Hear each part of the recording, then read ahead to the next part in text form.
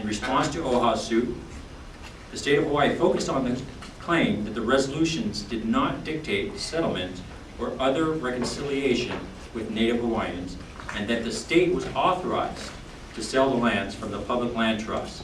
The lower court ruled for the state.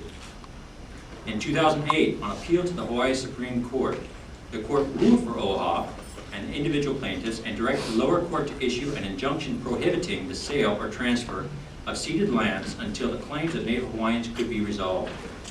In reaching its decision, the Hawaii Supreme Court used the findings in the apology resolutions, but did not use the apology resolution as a source of substantive federal law. The state of Hawaii appealed to the U.S. Supreme Court, claiming that the Hawaii Supreme Court erroneously relied upon and misread the congressional apology resolution as altering the legal status of the ceded lands. The state also argued that the Hawaii Supreme Court disregarded the absolute title to and ownership of the ceded lands conferred to the U.S. and subsequently to the state by the annexation. The U.S. Supreme Court granted cert and oral arguments were heard last Wednesday. I'd like to start our discussion with a few questions for our panelists and then turn the forum over to take questions from the audience. Sherry Berta, would you like to go first? Okay.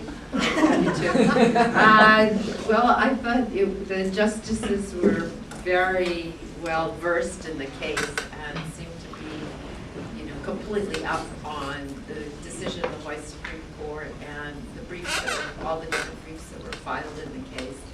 The questions were pretty fast and furious. Some of the times the lawyers couldn't even answer the questions. Or other times if the lawyers tried to sort of sidestep a little bit in the answering to the question, the justices were quite clear about what their questions were and that they expected a direct answer from the lawyers.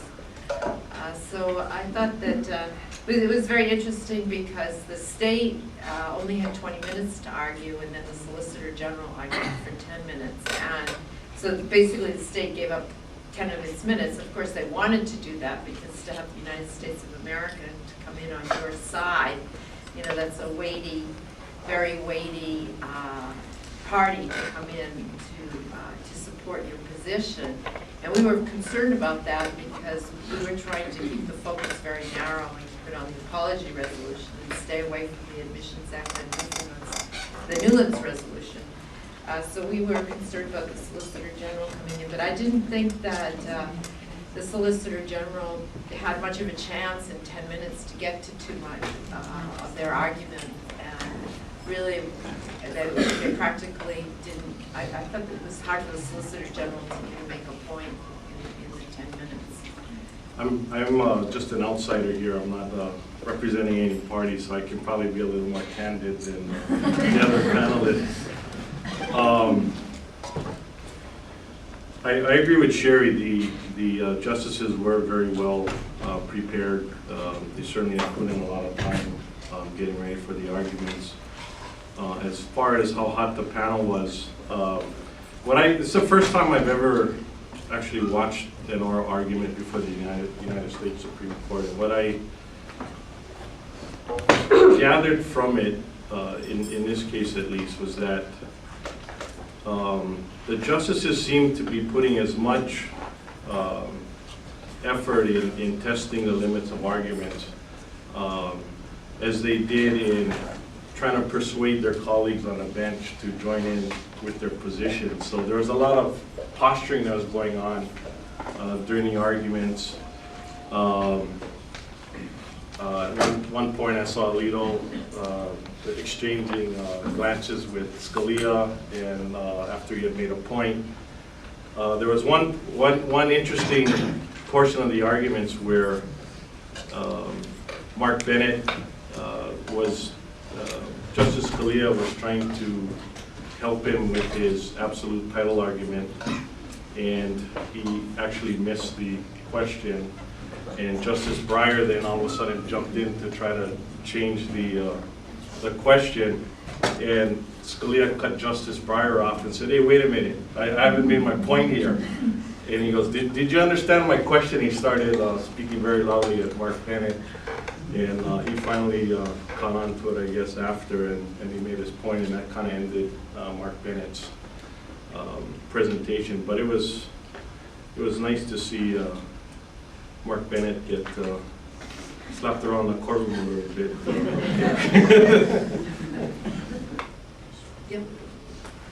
Maybe not surprisingly, when I read the transcripts, it seemed like, even though that was an idea that everybody seemed to be in agreement with, it sounded like Scalia had some issues with that. He wouldn't let that go in just the idea that the legislature could do it. But he seemed to be very concerned that depending on how they approach legislation, that it could be in violation of federal law. And so it seemed to me that even if the legislature did do it, there was still some concerns as to under what purposes would they do it. And I thought that the Attorney General mentioned that if it wasn't consistent with the purposes of 5F, then that would be a problem, and the issue could come back up again. Is that a... I don't think with regard to the legislature that it seemed like later on, that was the first series of questions that Scalia asked at the end of Mark Bennett's argument, I wasn't quite sure where he was going, but then later on he asks again. And when he asks again, he makes the assumption, I think at that point in time, that everybody's sort of talking about, well, the legislature could do it. But yeah, I thought his question, his first series of questions to Mark Bennett was kind of scary, because I don't know that even that it could be done under the Admissions Act. I was scared, although the word equal protection wasn't mentioned. I was wondering, was he going in that direction? Is that really where he's going? Which is that there couldn't be any legislation from any points, never mind the Admissions Act. Yes. Am I the only person here that happens to see the big, huge pink elephant over here that's saying that Hawaii is actually a sovereign nation illegally occupied by the United States, and this doesn't even belong in their box? These guys are Supreme Court justices. These guys are masters of the law. They know the hell that went in this illegal occupation, and yet they're allowed to go through with this. I find that a total farce. And again, like I said, this is a huge elephant that's sitting right there, and everybody is looking the other way. What's up?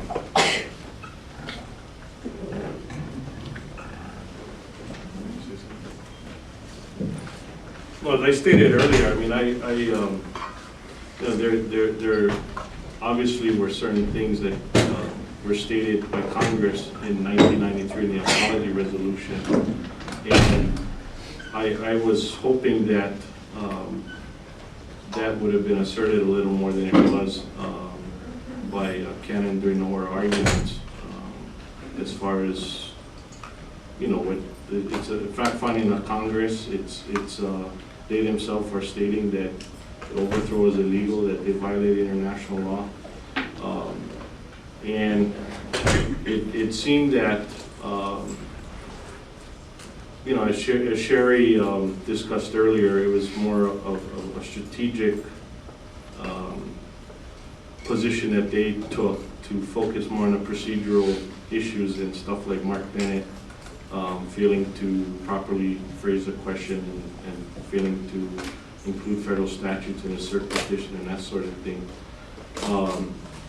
But no, that's certainly an issue that Congress has addressed, and it's out there. Yeah, it's out there, but it's the hell is still continuing, which it shows that it's never ended. It's still continuing. That needs to be addressed, I really believe. Mahalo, thank you.